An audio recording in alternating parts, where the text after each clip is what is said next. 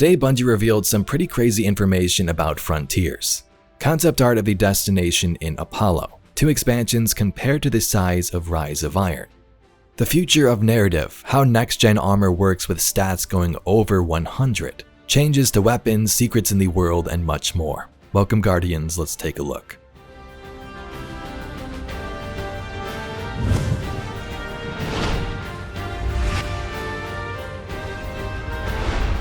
So in case you missed it, I released a video a little bit earlier today about the Revenant stream.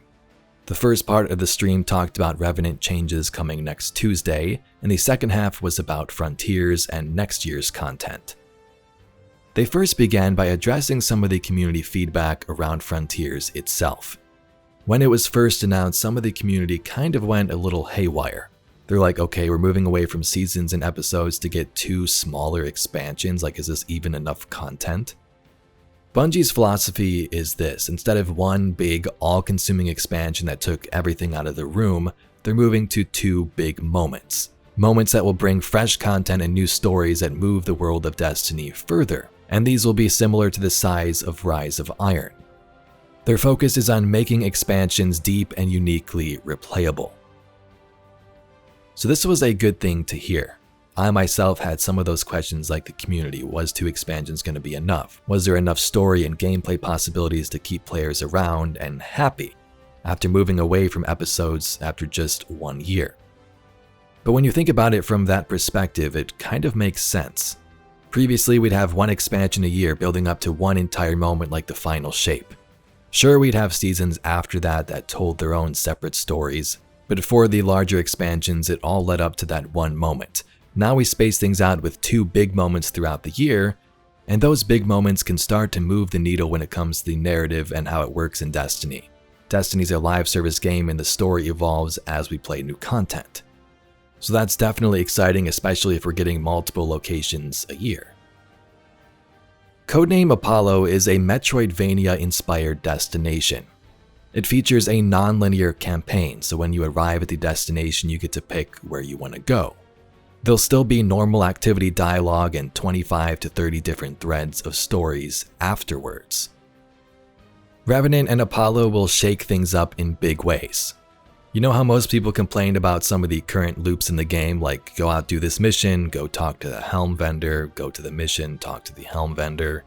Starting with Revenant and then moving to Apollo, that's going to change things up completely. You'll find characters out in the world and not visit the same type of vendor locations to speak to them, keeping the player out there rather than visiting the Helm, for example. Through these destinations, you'll say earn an ability at point A that you can use to unlock some secret at point C. And another big point the community had when hearing about Frontiers and the so-called lesser content was, is there going to be a story at all, or are these just smaller into-the-light updates like some leaks thought? Bungie's answer is there's no changes to story. They say story is Destiny, and I 100% agree.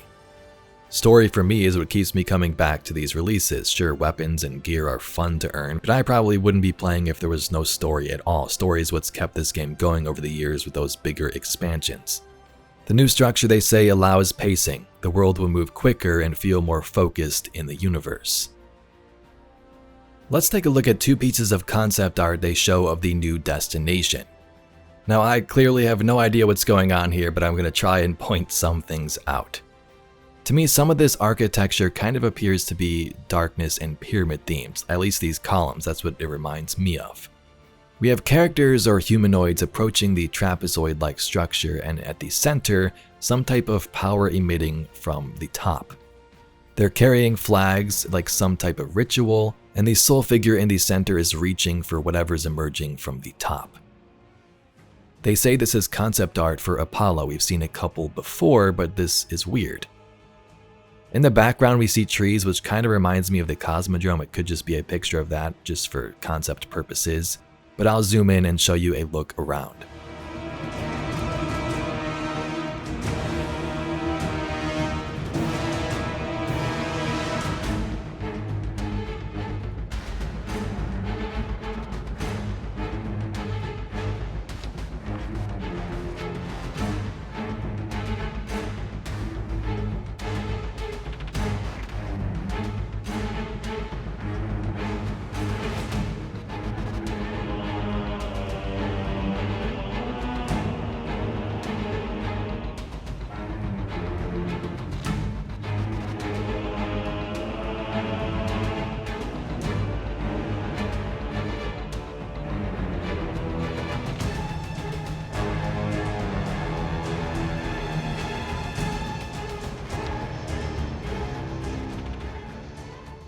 The second concept art shows us these giant monolithic rock structures which have staircases leading up to them.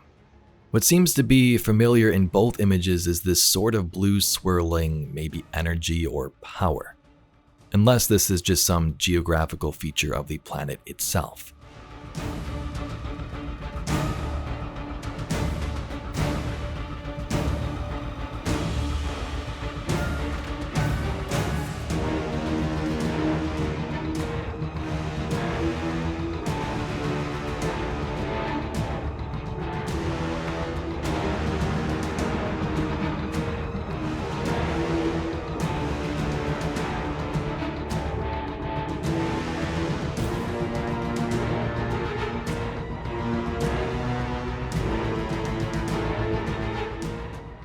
So there's obviously a lot of new inspirations. We had a chance to look at some concept art, but Allison, I got to put you on the spot just one last time. Do you have any other teasers for us or anything you can give us before we move on to the next subject? I got a weird one. Okay, even better. Okay. So imagine going to a mansion, like a really nice, really big fancy house. Okay, not just in the tutorial to Tomb Raider. No, Okay, like a nice, okay, yeah. Yeah. So you're going in and looking at like a parlor room or something, and maybe the owner of the house tells you there's a secret door somewhere in here. Yeah. And you're looking around and you can see the door that you came through and you can see the window, but it kind of looks like a dead end, like there's nothing in here. And everyone knows that a good secret door comes from like behind a bookcase. Right. Like you go up to a bookcase and pull on a book or a little statue that's been in front of your face the whole time, but you just haven't had the focus on it yet. And if you pull on that, it opens up the secret door, and suddenly what was a dead end looks like an entryway. Yeah. And that's what this saga is. Okay. And lastly, for the Frontiers information, they talked about loot variation and next-gen armor and weapon changes.